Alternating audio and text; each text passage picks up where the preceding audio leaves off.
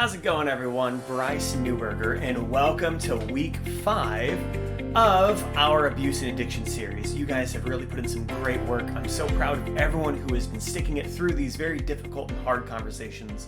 I pray that God blesses the seeds you are planting in your lives and that they grow to true spiritual fruit. This week, we're going to have a discussion, and you'll probably see very little of me this week and have a lot of time in your groups to talk about these things. So I'm going to try not hog the video time too much. But first, I want to talk about the cycle of shame. So this cycle of shame is essentially you feel shame. We keep talking about how shame is such an issue, and I kept promising we would talk about it. Well, this is the week. It's finally here.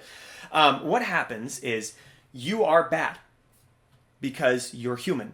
And so you have original sin, you're born into sin, and although you were redeemed by Christ, you will continue to not meet the standard of perfection that is completely encompassing of all of God's glory. So you are bad. It's your life. And so there are things in your life that are less than the standard of perfection. They're not the way God would ask you to be because you're just human. You can't be an island unto yourself. That's why core to Christianity is community, because we lift one another up, right? So all that being said is there's going to be shame in your life. Now, some of that shame could be maybe undeserved. Some of it can be quite well deserved. So you're going to have this shame in your life. When you feel shame, you're going to develop some coping or survival strategies. And those coping and survival strategies, some of them you might deal with shame perfectly well, but there's a lot of opportunities for shame in our life. And so you'll eventually develop, in some areas, coping or survival strategies that are not good. And those will eventually give way to addictions of various forms and kinds. And those addictions, when you fall into them, you will feel shame. So it's just this endless cycle of shame. And the way to break the cycle is to defeat shame. And the way to defeat shame is to call out that you are not guilty of that shame, that there's no place in your life. You are redeemed by Jesus, and you can walk in freedom. And so conviction, there's a place for conviction, but not condemnation. There is no condemnation in Christ. So we're going to talk about some various addictions so that we can be aware of them. Now, substance addictions, pretty straightforward, right? Your alcoholism, it's drug overuse. There can be substance addictions, right? It can even be food. You're constantly feeding yourself to combat the immense existential dread that life brings. But that's substance. We're not going to spend a lot of time on substance. But next I want to talk about burial behaviors, right? This is important. We're going to talk about some burial behaviors, and this is really what we're going to talk about tonight is 3 main burial behaviors. And there's actually more than probably just these 3, but these are the 3 I'm familiar with, and you can come up with some on your own in your groups. So we're going to talk about these burial behaviors. There is escapism, there is codependency, and then there's religious addiction. Religious addiction is a sneaky little bugger, and so we're going to spend some time really examining religious addiction because that's an important one to kind of unpack and uncover. So first, let's deal with an easy one, which is escapism. There's going to be times where you guys can pause the video and talk, and that's what we're going to focus on tonight. So escapism, first of all, it's important to note that we turn to some of these behavioral addictions because we're trying to basically bury our ongoing feelings of shame from the various practices and masks we're wearing. Now, that's what we talked about last week. But we'll have these practices in our house that are not good. We'll have masks that we wear that are not good, and those inspire shame. And as a way to avoid the shame, because we're not willing to take off the mask, because for a lot of our lives we didn't know it existed. We're not calling out the practices because you think this is a good practice. This is just how my family works. So you're not gonna deal with the practice. You're not gonna take off the mask. So what do? Well, the shame it generates, you try to bury it. And so that's kind of the process of shame there. And so we'll turn to these behaviors to kind of deal with the shame that is brought in our lives. And so escapism can be, again, the lost child who goes to their room and ignores everyone. We can do this as adults, right? But it's reverting to a childlike nature. And so, and we'll talk about kind of how our childlike nature still plays a part in today and preys on us today. So But with escapism, it can be video games, it can be movies, it can be dating, it can be relationships, it can be another person. You just don't deal with your own stuff and you get involved with someone else. Again, codependency kind of showing up in there. We'll still talk more about codependency later. But there's escapism. So take some time to go around. This is a safe place. And if you're the moderator out there, don't like call on anyone. Let people open up on their own. But what are some escape strategies or habits that we build in our lives? And why is it wrong to escape? So go ahead and have that conversation among yourselves. I will wait here for just a moment. Hopefully you guys have paused the video and had a fantastic conversation about escapism, some of the behaviors, some of the ways you guys, seek to escape life here and there and the shame here and there. Next, we're going to talk about codependency. For codependency, a shame person does not like him or herself and must find someone who does. So that's what happens. When you feel shame, you think, I don't like me. I need validation. So we seek validation through codependency a lot of times. And so codependency can start when it's like, I'm unhappy with me, but let me find someone who is happy with me. I really dealt with this growing up. It was like, I always had imposter syndrome. I never felt good enough. I was always wearing that, that saint mask. I was always wearing that little princess mask that was always trying to be put on me, and I didn't like me, and I couldn't confront that with anyone else. So I just needed validation from other people, right? Feed my ego, and that creates codependency. So take a moment and talk about amongst yourselves, how does self-love and Christ love combat codependency, right? So we just talked about how a shame person doesn't like themselves, so they try to find someone else who does. Why? How does self-love and Christ love play into combating that? We'll take a moment while you guys talk about that. We'll go on to our next section for codependency, and that is a shame person often agrees with a lot of the criticisms they can get from someone else and feel that they have a lot to improve. And so if you have a partner in life, right, a spouse or a best friend or a sibling or someone you live with, right, and let's say they have their own addictions that they're dealing with, they have their own shame and cycle, and everyone's dealing with this stuff, right? That's sinful, broken humanity. We all have these problems, and then we collide with each other, and all of our sinful, broken humanity comes together. So someone can criticize you, it can be unfair or too harsh or whatever. And someone who deals with codependency can often agree with those criticisms, and it comes across like humility, but really they just have such low self-esteem, and they're like, I am terrible, I do need to improve. And so we're going to take a second to pause and talk about how does partner and self-criticism, so partner criticism and self-criticism, play into shame and codependency? Just take a quick second to discuss those things. All right, hopefully you guys had a great discussion there.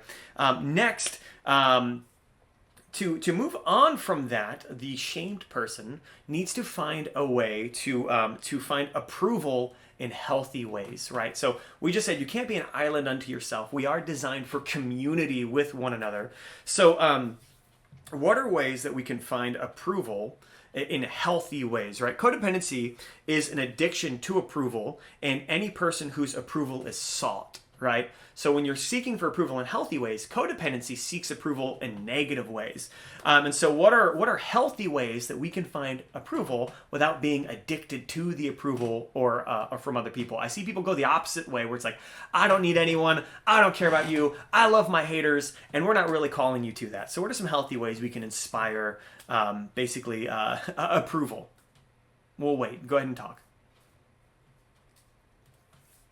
All right, we're going to go on to our next little part of codependency, and that is codependency is often used to describe anyone addicted to another person, right? So codependency is when you can't live without the other person. You just feel like you need them so much. You need their approval, you need their love, you need the help that they provide you, whatever the case may be. What are some people or relationships we can easily become addicted to? Perhaps even with the best intentions. How do these addictions create anxiety around, the fear of losing those people or the fear of gaining the approval of those people? And why doesn't approval from these relationships last, right? Why, even if you seek out one of these relationships with the best intentions and you do get their approval, why doesn't it last in your life? Why is it doomed to fail? Take some time to talk about these things. And one last thing I want to point out is that when we talk about childhood trauma, we've been wearing these masks since our youth, and we've had these bad family practices in our lives since our youth. And what that's done is that has solidified certain parts in the core of our being that are very hard to dislodge and deal with. And so a lot of times a person can be very rational. I always like to think of myself as very introspective and very rational. The problem is, for the part of me that is very introspective and very rational, there's another part of me that is still a wounded child and desperately wearing all of the masks that I hate that I wear, and still following some of the family rules that were not good practices that our family were doing. So we are dealing with an adult who agrees with us when we approach someone on these things. We're dealing with an adult who agrees with us on, like, hey, like, this is illogical. You shouldn't feel this way. And the adult hears it and knows it. But a wounded child who does not agree with us is in there. And so if our logic strategies are aimed at only the adult who agrees with us and not at the child who doesn't agree with us, then we're not going to have success. So as a little addendum, we're going to ask the question, how do we aim our strategies at the wounded child? And the little topic, to circle around that topic of discussion, my recommendation is that we basically look at childhood trauma, right? And so you got to ask, what were the family rules? What were the family masks and practices and all that? What was the kind of childhood environment? And then speak to those, because you are dealing, it's like, yeah, duh, like, I know some of these things are toxic, but we still fall into these things. So what are some effective ways, take some time to talk about amongst yourselves, but what are some effective ways we can target the child within us that is wounded, and not necessarily the adult who knows everything you're going to say? Go ahead, have that discussion. All right, and this will bring us to our last section for the night, and that is religious addiction. And so what is religious addiction? Well, religious addiction is when someone turns to religion instead of God. They turn to practice and law and precept and principle over a true relationship with Jesus, right? And that Jesus, it's all through the Old Testament and the New Testament. God doesn't want your religion. He doesn't want your vain religious practices. He wants your heart. Your tithe offering, your grain offering, this, he doesn't care about. He wants you to know him. He wants you to spend time with him as his child and he as your father. So religious addiction involves the notion that there is a formula that leads to approval, happiness, and success. So I used to think this way as a child. I suffered with religious addiction. Maybe, who knows, maybe I still do to this day. But a child will, as a child, I believed that that God's way was the right way, right? I was raised, very prosperity gospel. So if you pray the right prayers, if you do the right things, God has to obey all of your wills and wishes and demands. And perhaps I grew up with a lot of retribution theology, which is if something bad is happening to you, it is punishment. Of course, you see that in the Old Testament, the sins of Achan, right? He took something that he shouldn't have taken, and all of Israel was punished. And how does Israel fix the punishment? Well, they need to, the earth needs to swallow Achan and all of his family. Jonah ignores God. The people are on the boat. Everything's going wrong. What is going wrong? There's a horrible sinner on the boat, Jonah. We must throw him in the water. And Jonah's like, yeah, that's what you guys, I'm the prophet of God, and I sign off on this. Please throw me into the water. I've doomed you all, because of retribution theology. In many ways, Jesus did away with retribution theology when he said, there now is no law but the law of grace, as the Apostle Paul wrote. And he basically points out that the old covenant is done away with in Hebrews, and that there's a new covenant here. So, religious addicts can think, if only I could get my act together, God would, essentially love me more, life would go better, so I should go to church more, I should pray more, I should tithe more, I should serve more. And they're not doing it out of a genuine heart for service and giving and love and care. They're doing it because they're trying to save themselves. And so that creates religious addiction. So why does being religiously busy become more important to us than our relationship with God? Take a moment to talk about that question. Again, why does being religiously busy become more important to us than our relationship with God? Talk amongst yourselves. Next question that we're going to talk about is, how can we know intimacy with our Father God when we haven't learned intimacy with other relationships. So if you want to have it, I've dealt with this. I was dealing with a student who grew up in an abusive family, and he gave his life to Christ and became a new Christian. Well, all of the other Christians who have grown up in Christian families, they begin to put all this law and principle. You got to stop swearing. You got to go to church more. You got to stop watching that stuff on your phone. All these things.